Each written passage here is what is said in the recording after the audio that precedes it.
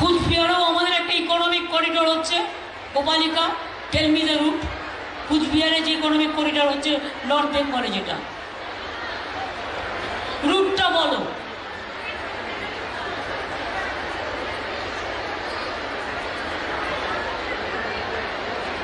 ডানকুনি থেকে কল্যাণী আছে, ডানকুনি থেকে হলদিয়া আছে, ডানকুনি থেকে পুরুলিয়া আছে, রঘুনাথপুর। আর একটা নর্থ বেঙ্গলের জন্য যেটা করলে, সেটা কি?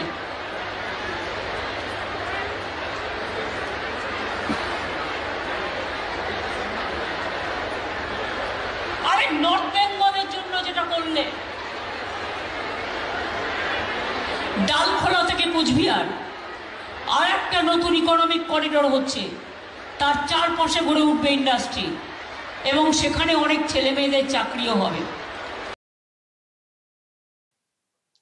রাজ্যের মুখ্য সচিবকে প্রকাশ্য মঞ্চে ধমক দিচ্ছেন রাজ্যের মুখ্যমন্ত্রী। প্রিয় দর্শক, আমি শফিকুল ইসলাম এবং আপনারা দেখছেন আরামবাগ টিভি। হ্যাঁ, এটাকে তো ধমকই তো বলবো, কি বলবো। আর দর্শক, এই যে করিডোর উনি বলতে ধরেছেন, কি হয় খাই না মাথায় দেয় কে জানে। শুধু নাকি বলা হয় এর দুধারে শিল্প গড়ে উঠবে। পুরুলিয়াতে আছে, ডানকুনিতে আছে, কত যে শিল্প গড়ে উঠেছে দুদিকে, সে তো আমরা গেলেই বুঝতে পারি। ধুধু মাঠ দেখা যায়। আবার উত্তরবঙ্গে গিয়ে ওরকম বলতে গেছেন যে এখানে আমরা একটা কি করছি না। তো এখন উনি বলছেন, এখন যদি না হয়ে থাকে তো কি করে বলতে পারবেন মুখ্য সচিব? আর এমনিতেই উনি আবার এই পদে নতুন এসছেন। তবে নতুন এলেও যদি এরকম করিডোর হওয়ার ব্যাপার হয়ে থাকে, ওনার জানার কথা। তো এবং উনি বলতে পারবেন বলেই মুখ্যমন্ত্রী জানার চেষ্টা করছিলেন ওনাকে প্রশ্ন করে, কিন্তু উনি তো বলতে পারছেন না। আদৌ এরকম কিছু হয়েছে কিনা কে জানে। ওনার তো বলা অভ্যাস, এই করেছি সেই করেছি, এখানে করেছি ওখানে করেছি বলতে বলতে উত্তরবঙ্গ একটা বলতে চেয়েছিলেন, তো উত্তর আসছিল না। যিনি ছিলেন মুখ্য সচিব ওখানে, বিপি গোপালিকা, উনিও বুঝে উঠতে পারছেন না কোনটা বলবো, কোনটা আবার হলো রে বাবা। তো উনি আবার কিছু একটা বলছিলেন, তখন আবার ধমক দিয়ে বলছে ধর ওটা নয়, ওটা ক্লাসে সেই ধমক দেওয়ার মতো আর কি, স্টুডেন্টকে দিয়ে একটা বলে দিলেন ডালখোলা থেকে কুচবিহার। কোন দিক দিয়ে যাবে কে জানে। আদৌ এটা মানে ঠিক আছে নাকি, ওই যেহেতু বলে ফেলেছেন কিছু একটা বলতে হবে, চলো ডালখোলা থেকে কোচবিহার বলে দাও, কে জানে। মানে এত বলা অভ্যেস হয়ে গেছে, এই করেছি ওই করেছি, এই করব সেই করব, করতে করতে করতে করতে বলতে চেয়েছিলেন। তো ওই আর কি বলতে গিয়ে কেচে গেছে বিষয়টা। অনেকের মনে প্রশ্ন জেগেছে যে এই যে বললেন ডালখোলা থেকে কুচবিহার, ওটা কি সত্য নাকি ওই মেকআপ দেওয়া কেস, যেহেতু বলে ফেলেছেন একটা কিছু বলতে হয় বললেন। কারণ ওটা হবে, আর যিনি মুখ্য সচিব উনি জানবেন না, বলতে পারবেন না, বললেন যে এই করেছি না করবো, কি বললেন বলতে পারবেন না, সেটা হয় নাকি? সেটা হয় নাকি এটা একটা ঢপ উত্তরবঙ্গের মানুষের কাছে যে বলবো শিল্প গড়ে উঠবে, অনেক কাজ হবে বলে একটু আশ্বাস দিয়ে দেবো, তাহলে যদি ভোটটা পাওয়া যায়। মানে এটা কি তাহলে একটা ঢপ নাকি? না হলে স্টেজে এখানে এরকম পরিস্থিতি কেন তৈরি হবে? আমি দর্শক সত্যি খুব মানে ধোঁয়াশার মধ্যে থাকি। এই ফ্রেড করিডোরটা নিশ্চয় আপনারাও শুনেছেন, বিভিন্ন জায়গাতে বক্তব্য রাখতে গিয়েই ওই কথাটা বলেন, ফ্রেড করিডোর 72,000 কোটি টাকা, অমক হাজার কোটি টাকা। এই পুরুলিয়ার দিকে দেখবেন বলে থাকেন 72,000 কোটি টাকা, কবে থেকে শুনে আসছি। তো বিনিয়োগ দেখতে পায় না, শুধু ফ্রেড করিডোর। তো ফ্রেড করিডোর কি, সেটা তো বাংলার মানুষ বুঝে উঠতে পারছে না যে ফ্রেড করিডোর মানে কি রাস্তা? ফ্রেড করিডোর মানে কি শুধু ওই রাস্তা নাকি? বাংলার মানুষ তো বুঝে উঠতে পারছেন না ফ্রেড করিডোর কি। শুধু এখানে সেখানে গিয়ে ঘোষণা করেন ফ্রেড করিডোর, দুদিকে শিল্প গড়ে উঠবে, অনেকের কর্মসংস্থান হবে, কাজ হবে। কোথায় হচ্ছে রে ভাই কাজ? ডানকুনির কথা কতবার বলা হয়, কি হয়েছে? কোথায় বিনিয়োগ হয়েছে? কোথায়? শুধু এই গল্প শোনাচ্ছেন ফ্রেড করিডোর দিয়ে ওখানে গেছেন ঘেটে, বলতে গিয়ে ফুটানি করতে গিয়ে ঘেটে গেছেন, মানে ধরা পড়ে গেছেন যে ঢপ মারছেন, বলে উঠতে পারেননি।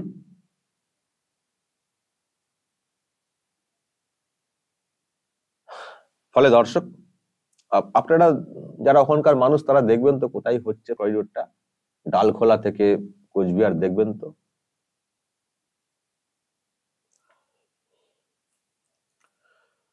দর্শক, আমি সারাদিনই এইসব নিয়ে খবর করছি, আপনারা দেখছেন। আমি দেখছি আপনাদের মধ্যে অনেকেরই একটা হতাশা কাজ করছে যে মুখ্যমন্ত্রীকে যা দেখছি, যা শুনছি, এবং আদালতও যা সব মানে নিজেদেরও খেলা দেখাচ্ছে, কোথাও কোথাও একটা যেন হতাশা নেমে আসছে আমাদের বাংলার মানুষের মানে মনে, যে কি এর কি কোনো সমাপ্তি ঘটবে না? এর কি শেষ হবে না? এইভাবেই চলবে? একটা মানুষ দিনের পর দিন ঢপ মেরে যাবেন, শিল্পায়ন ইত্যাদির নাম করে ঢপ মেরে যাবেন, এই করছি ওই করছি, এই করে দিয়েছি সেই করে দিয়েছি, 100% কাজ হয়ে গেছে বলে দিনের পর দিন ঢপ মেরে যাবেন, আইন শৃঙ্খলা ঠিক করে মেনটেন করতে পারবেন না, মানুষের প্রাণ চলে যাবে, মানে এবং এবং আদালতের সামনে গেলেও বিচার হচ্ছে না, তারিখ পে তারিখ, তারিখ পে তারিখ। এর কি কোনো শেষ নেই? আপনাদের মধ্যে অনেকেরই এই প্রশ্ন, এবং এটা স্বাভাবিক প্রশ্ন, যে কাহা তাক চলতে পারে, কাহা তাক ছেলে মানুষই চলতে পারে। আজকে একটা এরকম দেখুন না, যে প্রশাসনিক হয়েছে, বাচ্চা বাচ্চা সব স্কুলের ছেলে মেয়েদেরকে ওখানে নিয়ে যাওয়া হয়েছে, মাধ্যমিক পরীক্ষার সামনে, মাধ্যমিক উচ্চ মাধ্যমিক, বাচ্চা বাচ্চা ছেলে মেয়েদেরকে সামনে নিয়ে গিয়ে শুধু চিৎকার করানো হচ্ছে, দিদি দিদি দিদি দিদি করে শুধু চিৎকার করানো হচ্ছে। বাচ্চা বাচ্চা ছেলে মেয়ে নিষ্পাপ, তাদের সামনে সব পলিটিক্যাল ভাষণ দিয়ে পলিটিক্যাল বীজ ঢোকানো হচ্ছে। কাহা তাক চলতে পারে এইসব? কাহা তাক চলতে পারে? বাচ্চা বাচ্চা ছেলে মেয়েদের সামনে ডাহা ডাহা সব মিথ্যে কথা বলা হচ্ছে, কাহা তাক চলতে পারে? এগুলো তো একটা শেষ দেখতে হবে না? তো বলে হচ্ছে না, কয়ে হচ্ছে না, মিডিয়াতে এত খবর করেও শুধরানো যাচ্ছে না। দেখবেন, আমি তো কত খবর করেছি, একেবারে চোখের সামনে ধরিয়ে দিই যে আপনি যেটা বললেন এটা ডাহা মিথ্যা, চোখের সামনে ধরিয়ে দিই, তাও দেখবেন সেই বলে যাচ্ছেন। ওই আর কি একটা থিওরি আছে না, মিথ্যাকে বারবার বলে বলে বলে বলে মানুষের মনে সত্য বলে বুঝিয়ে দাও, অন্যদিকে কর্ণপাত করো না, যে যা বলছে সমালোচনা যে যা করছে করুক গিয়ে, আমরা ওই কথাটাই বারবার বলবো, বলে বলে বলে বলে মানুষের মনে ঢুকিয়ে দেবো, বিশ্বাস ঘটিয়ে দেবো, ওটা চলছে। ফলে বলে হচ্ছে না, খবর করে হচ্ছে না, আদালতে গিয়েও হচ্ছে না। একটা আদালতের কাছ থেকে দ্রুত বিচার আমরা আশা করি, সেটাও হচ্ছে না। এই কোর্ট সেই কোর্ট, সুপ্রিম কোর্টে গেলে তো আর ফেরার নাম নেই মামলা। ফলে কি উপায়টা কি? আমি দেখছি আপনারা অনেকে বলছেন উপায়টা কি। আমি দর্শক, উপায় আমি সে অর্থে বিরাট কিছু দেখছি না। একটাই উপায় দেখতে পাচ্ছি, যেটা আপনাদের সকলের হাতে রয়েছে। আমি আগের বারেও বলেছি, এটা একটু মাথায় রেখে চলবেন। উপায় একটাই, আপনাদের ক্ষমতাতে এনাদেরকে ক্ষমতাচ্যুত করতে হবে, যদি বাংলাকে বাঁচাতে চান আর কি। একটাই উপায় রয়েছে, আপনাদের ক্ষমতা প্রয়োগ করে, ক্ষমতা বলতে কি মারামারি না, ভোটাধিকার, ভোটের যে অধিকার আপনাদের রয়েছে সেটা ঠিকঠাক জায়গাতে প্রয়োগ করতে হবে, নাহলে সম্ভব না। এই দিনের পর দিন এরকম ঢপ মেরেই যাবে। এতগুলো বিজনেস সম্মেলন হলো, দেখলেন তো আপনারা, প্রত্যেক বছর হয়ে যায়, এত কোটি টাকা বিনিয়োগের প্রতিশ্রুতি, বিনিয়োগ আসে না। কমাস হয়ে গেল, স্পেন দুবাই ঘুরে এসছেন বিজনেসের টানে, সেখানে গিয়ে কি সব লম্বা চওড়া কথা, লুলু কোম্পানি না কি সব আছে না, সব কোম্পানি, অমক তমক কোম্পানি সব বিনিয়োগ করে বলে খুব সব সেখান থেকে ভাষণ শুনলাম। আবার সেখানে গিয়ে আমাদের এখানকার দাদা বড় লেকচার ঝেড়ে এসেছিলেন, আমার কোম্পানি বিনিয়োগ করবে, তারও আর কোনো খবর পাওয়া যায় না। ফলে সরকারি খরচে বিজনেস সম্মেলন হয়, কোটি কোটি খরচা করে আমন্ত্রণ করে লোকজনদেরকে নিয়ে আসা হয়, থাকা খাওয়া এসব করানো হয়, কিন্তু সব খেয়ে দিয়ে সব পালিয়ে যান, বিনিয়োগ করেন না।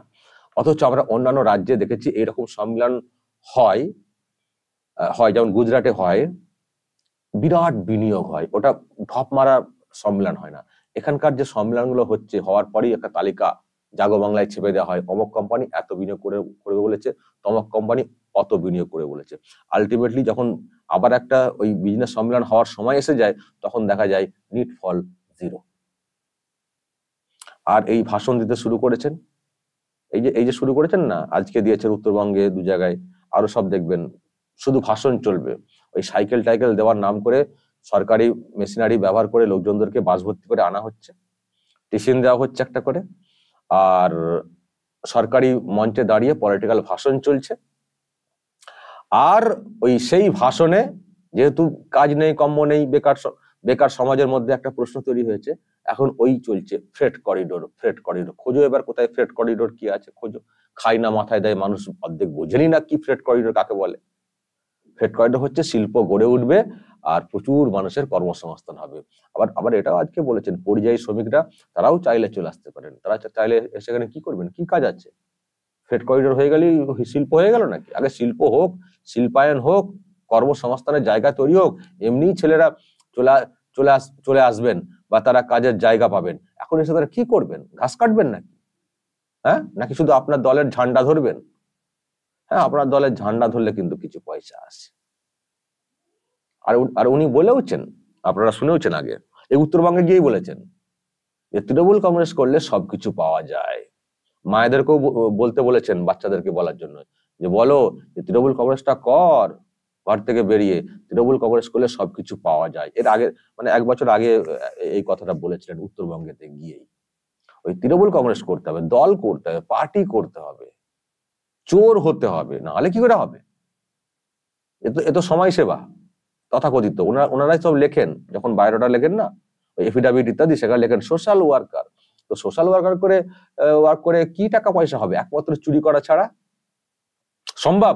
সমাজসেবা করে যে ভাতা যেটা দেওয়া হয় মাসিক, ওই প্রধানকে, পঞ্চায়েত সমিতির চেয়ারম্যানকে বা জেলা পরিষদের সভাধিপতি বা আরো যারা এমএলএ, তাদের কত একজন পঞ্চায়েত প্রধানের ভাতা কত মাসে? তো সেখানে কি করে এত বাড়ি গাড়ি হয়ে যায়? চুরি করতে হয়, চোর সেই জন্যই হয়ে যায়। ওই আর কি, সব ছেড়ে দিয়ে চুরি করো, পার্টিতে থেকে চুরি করো, পার্টিতে সুযোগ না পেলে লোকের বাড়িতে গিয়ে চুরি করবে। চুরির বা চোরের ট্রেনিংটা এখানে পেয়ে যাও বিনামূল্যে। এটাই তো কার্যত। তো আজকে ওখানে গিয়ে ওইরকম বলেছেন, বলতে গিয়ে ফেসে গেছেন। যিনি সিএস চিফ সেক্রেটারি, উনি বুঝে উঠতে পারছেন না কোথায় আবার উত্তরবঙ্গে হওয়ার কথা রে বাবা, তো আমার জানাই নেই। উনি এবার ওনার ওই একটা দুটো করে যদি একটা চান্স মিলে যায়, একটা করে বলতে যাচ্ছেন, তো ওনার সঙ্গে মিলছে না।